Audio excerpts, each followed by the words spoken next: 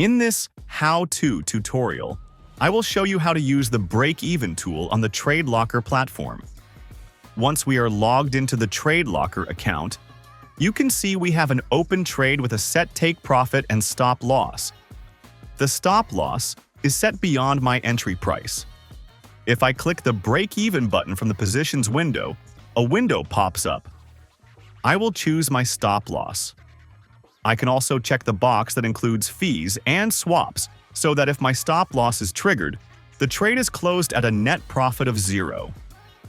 Then I will click the Update Stop Loss button.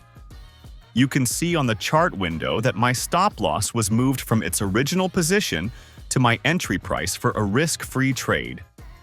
Thanks for watching, and be sure to browse our other how-to videos to ensure you get the most out of your trading experience with GatesFX.